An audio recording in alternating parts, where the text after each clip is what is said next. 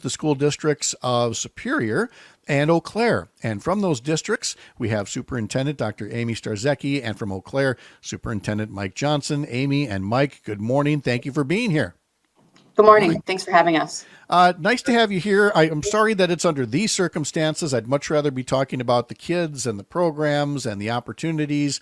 But right now, it sounds more like we're talking about what is the price just to maintain current opportunities, current operations, and things like that. And Amy, you were saying the referendum that you have coming up in November is the first operational referendum that you've ever had. Can you tell us more about that and what exactly will be on the ballot up there? Sure. We have had, there's two different types of referendums. There's a capital referendum and there's an operational referendum. Our community has approved capital referendums in the past to remodel our high school, build new elementary schools. Our most recent capital referendum was in 2016. An operational referendum is different in that those are funds we're asking for from our taxpayers to help with just our daily operating expenses and supporting our annual budget. And so we are bringing to our community a non-recurring referendum. That's a 5-year referendum where we'd be asking for $18.5 million over 5 years to support our annual operating budget, which pays primarily for salaries and benefits, staffing, and programs. And so for a budget that's obviously that's a great big number. When you break it down at the level of a typical home or taxpayer, how do you explain that to folks? What we've explained is in the initial years, the amount it would cost a $100,000 home would be $7 a year. As we go into years 3, 4, and 5 of this referendum, the amount gets higher because the projected deficit that we are seeing for years 3, 4, and 5 is much more significant than years 1 and 2. So in years 5, we'd be asking taxpayers for $79 per $100,000 home over a year. Okay. And Mike, let's get to your ballot issue as well in Eau Claire, what you're asking for and what the numbers look like. Very similar to Amy's in terms of the length of time. It's a non-recurring operational referendum. It's for 4 school years, $18 million a year here in our district. And that will cost the taxpayer $99 for every $100,000 of property value. It's really as Amy had said in Superior, the operational, the day-to-day, it's really for our stability of our educational programs, including our elementary reading, behavioral and mental health resources, school safety, and really sustaining our student to staff ratios. So we have to go back then to the basics to answer questions that listeners might have. For example, why, if this is just cost to continue current operations, and yet you're asking for more money, it must mean that there's been inflation here. And so why can't you just, increase those taxes on your own, and or why can't the legislature just put more money in to cover it?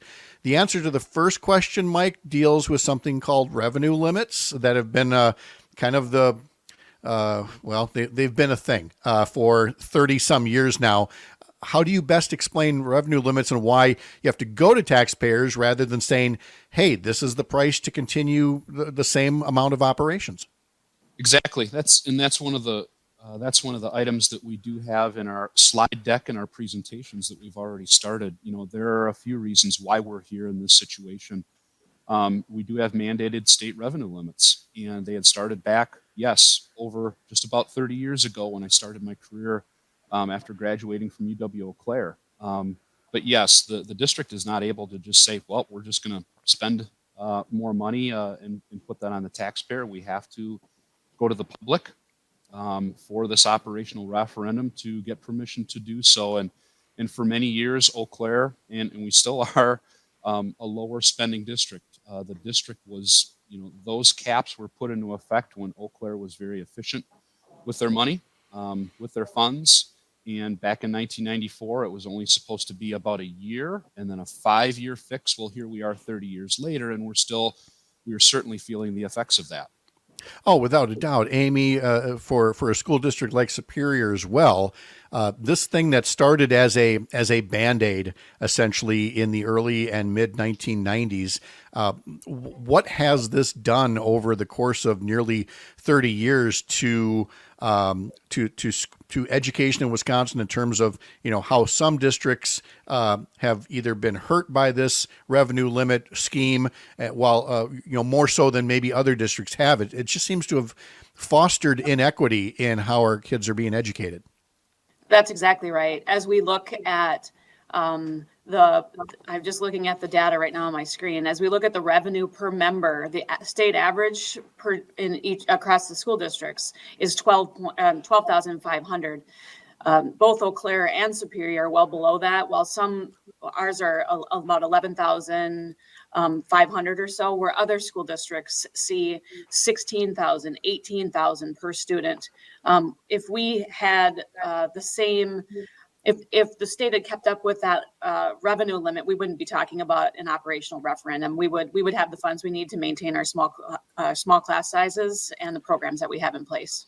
And that gets us to the other part of that equation. Is it's one thing to have to go to the local property taxpayer and say, please allow your taxes to be raised above those limits that were put in place 30 years ago. But the other side of that equation is the legislature, and it doesn't matter who controls it, the legislature and the governor could at any point pass a state budget or a budget supplement bill. They could pass something that maintains state aid to the rate of inflation or more, but let's not get greedy. I'm just saying, Mike, they could pass legislation tomorrow or at any point that keeps state funding up with inflation. But we've had guests here who've said multiple times that state aid hasn't kept up with just the rate of inflation for 16 years. So I'm not terribly surprised that so many districts now have to go to referendum. 16 years of not keeping up with inflation is going to take its toll. Absolutely. You teed that up perfectly, Pat. That's one of our slides that we show in the community. The inflation outpacing the revenue cap limit. And Amy has probably seen data on this before in graphs, but this trend over the last 15 years equates to just over $35 million in lost revenue in 22-23 alone, just for our district. So we wouldn't have to go to referendum if the revenue limits were keeping pace with inflation. And according to the data, we have the questions broken down just in 2024. People do ask me, and people probably ask Amy up in Superior, what's going on with your district, or why do we have to do this? This isn't simply an Eau Claire or a Superior problem. In 2024, there are 149 operating referenda. We have 421 school districts in the state. This is not just a singular issue for a few districts. And the old record was 92. So this is truly a state funding problem.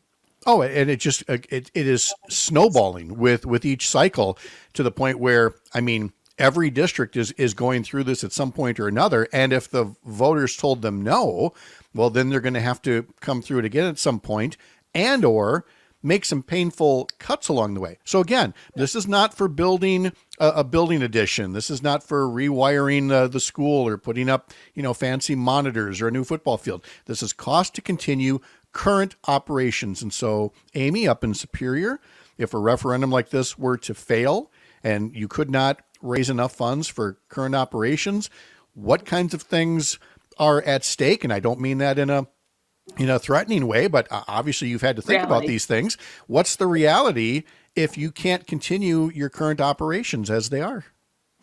Well, last year we closed an elementary school in an effort to, be fiscally responsible. We had 6 elementary schools. We now have 5. Last spring, we also cut over 60 staff positions.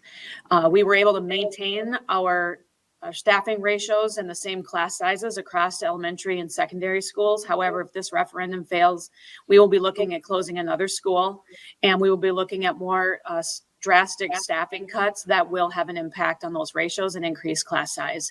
I also see us eliminating some sports programs or extracurricular programs, and so options for kids will look less. And Mike, what's the situation look like in Eau Claire if this particular referendum fails? Most specifically, it's about people and programs. And in our district, what we've been sharing with folks is, all the federal funding that had expired or that will expire at the end of this month. And we knew that was coming. But when we had surveyed the community and our staff about where we should place that federal funding over 2 years ago, 75% to 80% of that funding was put into people to directly impact our students. Class sizes certainly would be impacted.